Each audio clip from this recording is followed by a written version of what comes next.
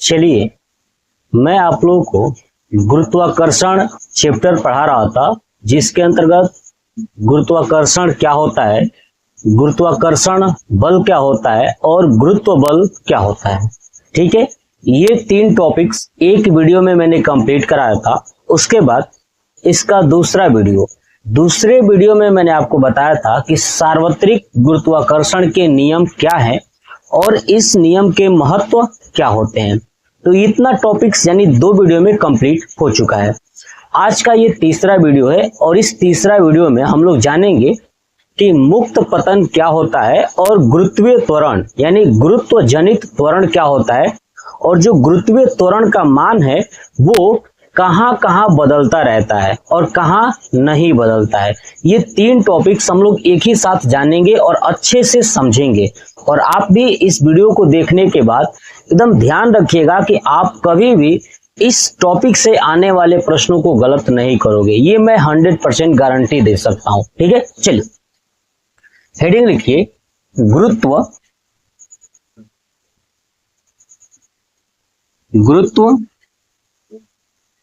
जनित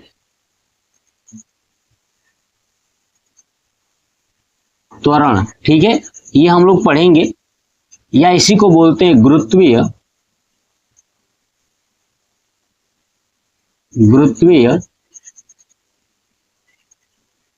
त्वरण। ठीक है, ये हम लोग जानेंगे, लेकिन इसे जानने से पहले सबसे पहले आपको एक और बात जानना होगा। मुक्त पतन यानी फ्री फॉल है ना, यानी टॉपिक आपका रहेगा पहले ये जानना है मुक्त पतन क्या होता है। देखिए, मुक्त पतन का मतलब क्या है कि अगर आपके पास कोई वस्तु हो, ठीक है, और उस वस्तु को ऊंचाई से छोड़े, है ना, ऊंचाई से छोड़े, तो पृथ्वी उस वस्तु को क्या कर रही है, वस्तु को खींच रही है ना। देखिए, जैसे मार्कर है, अगर मार्कर को मैं सिर्फ छोड़ूंगा तो नीचे आ रहा है। क्यों आ रहा है? क्योंकि पृथ्वी इस मार्कर को खींच रही है। क्या कर रही है? खींच रही है। और किस बल से खींच रही है? तो गुरुत्वाकर्षण बल से खींच रही है। यानी मुक्त पतन क्या होता है कि जब किसी वस्तु को, है ना, जब किसी वस्तु को पृथ्वी के द्वारा गुरुत्वाकर्षण बल से खींचा जाता है, ठीक है, जब किसी वस्तु को पृथ्वी के द्वारा गुरुत्वाकर्षण बल से खींचा जाता है तो उस समय वस्तु की गति क्या कहलाती है? मुक्त पतन कहलाती है। कंप्लीट समझ में आ गया ना। किसी भी वस्तु को अगर आप ऊपर से छोड़ते हो, सिर्फ छोड़ते हो, तो देखोगे कि नीचे आएगा। क्यों? क्योंकि पृथ्वी जो है कि उसके ऊपर गुरुत्वाकर्षण बल लगा रही है, उसको अपने नीचे की तरफ खींच रही है। तो वही क्या कहलाएगा? मुक्त पतन। यानी आपने ऊपर से फेंका नहीं, बल्कि क्या किया? सिर्फ छोड़ा, और जैसे छोड़ा तो पृथ्वी ने क्या किया? अपने गुरुत्वाकर्षण बल से खींच लिया। तो जो गिर रहा है ना, वस्तु गिर रहा है या वस्तु की जो गति है, वही गति क्या कहलाएगी? मुक्त पतन कहलाएगी। कंप्लीट हो गया। चलिए अब हेडिंग समझते हैं, गुरुत्व जनित त्वरण क्या होता है, यानी गुरुत्वीय त्वरण क्या होता है। तो एक बात याद रखिएगा, आपको इतना तो पता चल गया कि किसी भी वस्तु को पृथ्वी गुरुत्वाकर्षण बल से क्या करती है? अपनी ओर खींचती है ना। जब गुरुत्वाकर्षण बल से अपनी ओर खींचेगी तो एक बात बताइए, जब गुरुत्वाकर्षण बल से खींचेगी तो इस वस्तु के वेग में धीरे धीरे वृद्धि होगा कि नहीं होगा? देखिए, यहाँ पे अगर मैं पकड़ा हूं तो यहाँ पे वेग क्या है? 0 है, और जैसे छोड़ूंगा तो क्या हो गया? धीरे धीरे वेग क्या होने लगा? बढ़ने लगा। क्या होने लगा? वेग बढ़ने लगा। और जब वेग बढ़ता है तो वेग बढ़ने के कारण त्वरण उत्पन्न होता है। क्या उत्पन्न होता है? त्वरण उत्पन्न होता है। और वही त्वरण इस सिचुएशन में गुरुत्व जनित त्वरण कहलाएगा या गुरुत्वीय त्वरण कहलाता है। यानी सिंपल सी बात, अगर आप इसका डिफिनीशन लिखना चाहो तो क्या लिखोगे कि जब कोई वस्तु ऊपर से गुरुत्व बल के कारण नीचे आता है तो, है ना, जब कोई वस्तु ऊपर से गुरुत्व बल या गुरुत्वाकर्षण बल के कारण नीचे आता है तो उसका वेग धीरे धीरे बढ़ता जाता है। और जैसे वेग बढ़ता जाता है तो वेग बढ़ने के कारण उसमें त्वरण उत्पन्न हो जाता है और उस त्वरण को ही गुरुत्वीय त्वरण कहते हैं। कह सकते हो, या और इसका एक सिंपल में लिख सकते हो कि गुरुत्व बल के कारण, है ना, गुरुत्व बल के कारण उत्पन्न होने वाला त्वरण गुरुत्वीय त्वरण कहलाता है। समझ में आ गया? यानी किसी वस्तु का गुरुत्व बल के कारण उत्पन्न होने वाला त्वरण क्या कहलाता है? गुरुत्वीय त्वरण कहलाता है, यानी गुरुत्व जनित त्वरण कहलाता है। कॉन्सेप्ट समझ में आ गया? यानी किसी भी वस्तु को अगर आप ऊपर से छोड़ते हो तो नीचे आएगा तो उसका वेग बढ़ता जाएगा, और जैसे वेग बढ़ता जाएगा तो वेग बढ़ने के कारण इसमें त्वरण उत्पन्न होगा, और वही त्वरण क्या कहलाएगा? गुरुत्वीय त्वरण कहलाएगा। क्यों? क्योंकि वस्तु ऊपर से आती है। अगर वस्तु ऐसे जाए, क्षैतिज में जाएगी तो सिर्फ त्वरण कहलाएगा, लेकिन अगर ऊपर से आ रही है तो उस समय गुरुत्वीय त्वरण कहोगे। क्यों? क्योंकि पृथ्वी उसको खींच रही है। पृथ्वी क्या कर रही है? खींच रही है, अपना गुरुत्वीय प्रभाव लगा रही है, इसलिए उसे गुरुत्व जनित त्वरण या गुरुत्वीय त्वरण कहेंगे। क्लियर हो गया? चलिए, तो डिफिनीशन आप नोट कर लीजिएगा। देखिए, गुरुत्व जनित त्वरण क्या होता है कि मतलब कि इसे स्मॉल जी से प्रदर्शित करते हैं। किससे? गुरुत्व जनित त्वरण या गुरुत्वीय त्वरण को स्मॉल जी से दर्शाते हैं, और इसका जो मात्रक है ना, याद रखिएगा, ये जो मात्रक है इसका मात्रक होता है जो त्वरण का मात्रक होता है, यानी मीटर पर सेकेंड स्क्वायर, है ना। गुरुत्वीय त्वरण का मात्रक क्या होता है? मीटर पर सेकेंड स्क्वायर। एक बात और याद रखिएगा कि ये जो राशि है ना, गुरुत्वीय त्वरण जो राशि है, गुरुत्वीय त्वरण जो सदिश राशि है। कौन सी राशि है? गुरुत्वीय त्वरण एक सदिश राशि है। लेकिन अगर आपसे पूछ दिया जाए कि कैपिटल जी कौन सी राशि है, यानी सार्वत्रिक गुरुत्वाकर्षण नियतांक किसको बोलते हैं? याद रखिएगा, और इसको बोलते हैं क्या? गुरुत्वीय त्वरण। स्मॉल जी को गुरुत्वीय त्वरण या गुरुत्व जनित त्वरण, और कैपिटल जी को सार्वत्रिक गुरुत्वाकर्षण नियतांक। तो ध्यान रखिएगा, स्मॉल जी एक सदिश राशि है, जबकि कैपिटल जी एक अदिश राशि है। ये पॉइंट्स आपको थोड़ा दिमाग में बैठा कर रखना है, ठीक है। कैपिटल जी क्या है? अदिश राशि है, और स्मॉल जी क्या है? सदिश राशि है। क्लियर? देखिए, जो स्मॉल जी है ना, यानी गुरुत्वीय त्वरण है, ये वस्तु, जो भी वस्तु होगी ना, उसकी आकार, आकृति या द्रव्यमान, ठीक है, पर निर्भर नहीं करती है। ये पॉइंट्स भी आप याद रखिएगा। जो गुरुत्वीय त्वरण होता है वो वस्तु के आकार, आकृति या द्रव्यमान पर निर्भर नहीं करता है। इसका मतलब ये हुआ कि आप दो वस्तु लीजिए, एक मान लीजिए कि एक 2 किलो का है और एक वस्तु 1 किलो का है, ठीक है। आप उस वस्तु को बराबर दूरी पर, ऊंचाई पर ले जाकर के ऐसे छोड़िएगा। क्या करिएगा? छोड़िएगा। तो जैसे छोड़ोगे तो पृथ्वी के द्वारा उस वस्तु के ऊपर क्या लगाया जाएगा? गुरुत्व बल। और पृथ्वी क्या करेगी? उसे खींचेगी।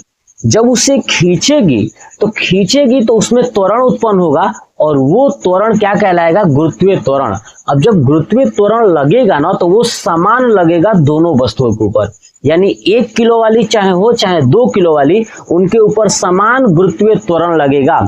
और जब समान गुरुत्वीय त्वरण लगेगा तो ये वस्तु एक समान पृथ्वी पर गिरेंगी। आप प्रैक्टिकल कर लीजिएगा। एक भारी लीजिएगा, एक हल्की वस्तु लीजिएगा, और दोनों को समान ऊंचाई से छोड़ेंगे तो आप नोटिस करोगे कि दोनों एक समान पृथ्वी पर गिरेंगी। क्यों गिरेंगी? क्योंकि इन वस्तुओं के ऊपर जो लगाया गया गुरुत्वीय त्वरण है वो समान है। तो इसीलिए वस्तु का आकार कैसा भी हो, कोई डिपेंड नहीं करता है। द्रव्यमान कितना भी भारी हो, कम हो, अधिक हो, कोई फर्क नहीं पड़ने वाला। समझ में आ गया ना? यानी आप एक ट्रक को ऊपर से गिराइए और चाहे एक बाइक को, एक साइकिल को गिराइए, दोनों समान समय में, समान समय का मतलब कि समान, मतलब कि बराबर आके गिरेंगी, एक साथ गिरेंगी पृथ्वी पर।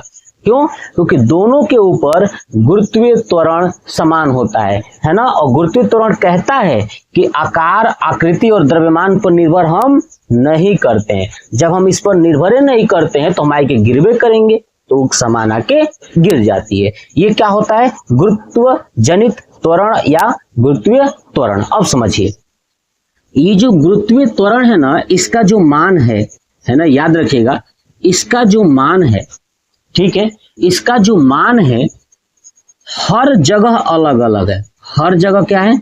अलग अलग। ध्यान रखिएगा, इसका मान हर जगह, ठीक है, हर जगह क्या है? अलग अलग है। यानी पूरे ब्रह्मांड में गुरुत्वीय त्वरण का मान अलग अलग है। बात समझ में आ गया? ऐसे ही समझिए जैसे हमारा पृथ्वी है, ये क्या है? पृथ्वी है। तो पृथ्वी पर भी गुरुत्वीय त्वरण का मान अलग अलग है। जब पृथ्वी पर गुरुत्वीय त्वरण का मान अलग अलग है तो फिर आखिर में क्या किया गया? एक्चुअली समझिए, मान लीजिए कि यहाँ पर ऊपर साइड में गुरुत्वीय त्वरण का मान 4 है, ठीक है, 4 मीटर पर सेकेंड स्क्वायर, ठीक है। और मान लीजिए कि यहाँ पे थोड़ा सा नीचे आए भूमध्य रेखा पर, मान लीजिए कि 2 है, और फिर नीचे आ जाइए, यहाँ पे मान लेता हूँ कि 3 है, ठीक है। अभी बात मैं बीच में का नहीं लिया हूं, सिर्फ 3 जगह लिया हूं, ठीक है। तो अब कहा जाएगा कि बताइए पृथ्वी पर गुरुत्वीय त्वरण का मान कितना है? तो आप क्या कहोगे? ये तो हमको पता है कि हर जगह अलग अलग है, तो एक्चुअली इसका एवरेज निकाला जाएगा। क्या निकाला जाएगा? एवरेज। तो इन सबको जोड़ा जाएगा, 4 3 7 2 9 हो गया। और टोटल कितने जगह थे? 1 2 3 9, तो 3 से भाग कर देंगे तो ये निकल जाएगा 3। इसका मतलब कह सकता हूं कि एवरेज में कितना है त्वरण पृथ्वी के ऊपर? तो 3 मीटर पर सेकेंड स्क्वायर, ठीक है। तो ये मैंने एक माना। लेकिन अब समझिए, अब आपसे पूछा जाएगा कि जब हर जगह अलग अलग होता है तो इसका औसत मान कितना होता है? समझ में आ रहा है ना? औसत मान कितना होता है गुरुत्वीय त्वरण का? याद रखिएगा, औसत मान होता है 9.8 मीटर पर सेकेंड स्क्वायर। ये भी बहुत बार एग्जाम में पूछा गया है कि गुरुत्वीय त्वरण का औसत मान कितना होता है? 9.8 मीटर पर सेकेंड स्क्वायर। अगर आप कमेंट करके पूछोगे ना कि सर आप ये 9.8 मीटर पर सेकेंड स्क्वायर कैसे निकाले हैं, तो मैं इसके लिए प्रॉपर एक अलग से वीडियो बना दूंगा। लेकिन आप कमेंट करेंगे तो मैं ये निकाल करके दिखाऊंगा कि आखिर में गुरुत्वीय त्वरण का मान 9.8 मीटर पर सेकेंड स्क्वायर कहां से आता है। बहुत आसान है, बस आपको समझना है और समझ जाओगे। लेकिन उसके लिए आपको कुछ करना नहीं है, सिर्फ कमेंट करके मुझे बताना है कि सर एक बार बता दीजिए कि आखिर में ये 9.8 मीटर पर सेकेंड स्क्वायर कैसे आया है। क्लियर? चलिए, तो ये क्या था हमारा गुरुत्व जनित त्वरण यानी गुरुत्वीय त्वरण, ठीक है। ये बात आपको समझ में आ गया कि गुरुत्वीय त्वरण का मान हर जगह बदलता है, जबकि ये कैपिटल जी का मान नहीं बदलता है। याद है ना? कैपिटल जी का मान कहीं नहीं बदलता है। चलिए अब समझिए दो बातें मैं फिर से सिखाऊंगा। क्या सिखाऊंगा? समझिए कि स्मॉल जी है यानी गुरुत्वीय त्वरण है, इसका मान कहां कहां बदलता रहता है। तो चलिए समझते हैं अपने पृथ्वी पर। देखिए, यानी आपका हेडिंग रहेगा गुरुत्वीय त्वरण, है ना, गुरुत्वीय त्वरण में परिवर्तन। और कहां के लिए? ये पृथ्वी के लिए। तो समझिएगा ध्यान से। देखिए, ये है पृथ्वी। क्या है ये? पृथ्वी। और एक बात बता दूं, अगर पृथ्वी गोल है तो कहीं ना कहीं इसका केंद्र होगा कि नहीं होगा? तो मान लेता हूं कि ये केंद्र है। क्या है ये? केंद्र है। समझिएगा। अब आप नोटिस कीजिए, आप दुनिया के सभी लोग जिस चीज पर है वो पृथ्वी का सतह है। क्या है वो? पृथ्वी का सतह है।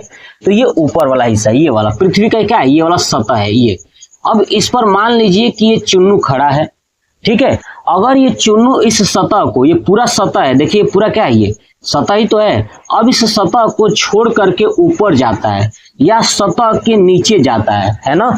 सतह के ऊपर जाता है या सतह के नीचे, मतलब जमीन के अंदर खोद कर जाता है। समझ में आ रहा है? तो याद रखिएगा, वहां पे गुरुत्वीय त्वरण का मान क्या होगा? जी का मान घटेगा, है ना? समझ में आ गया? यानी इसका जो मान में परिवर्तन है, क्या कहोगे कि पृथ्वी के सतह से ऊपर या पृथ्वी के सतह से नीचे जाने पर गुरुत्वीय त्वरण का मान घटता है, कम होता है। अब देखिए, जब मान घट रहा है तो जब ऊपर जाएंगे तो घटते घटते घटते घटते क्या होगा? कहीं ना कहीं जीरो आएगा। गुरुत्वीय त्वरण का मान कहीं ना कहीं जीरो होगा कि नहीं होगा? है ना? जब सतह से ऊपर जाएंगे तो गुरुत्वीय त्वरण का मान क्या हो रहा है? गुरुत्वीय त्वरण का मान क्या हो रहा है? तो धीरे धीरे कम हो रहा है। क्या हो रहा है? धीरे धीरे कम हो रहा है, घट रहा है। तो कहीं ना कहीं जाके ऊपर जीरो होगा कि नहीं होगा? तो जहां पे गुरुत्वीय त्वरण का मान जीरो हो जाता है वही आपका अंतरिक्ष है। क्या है वो?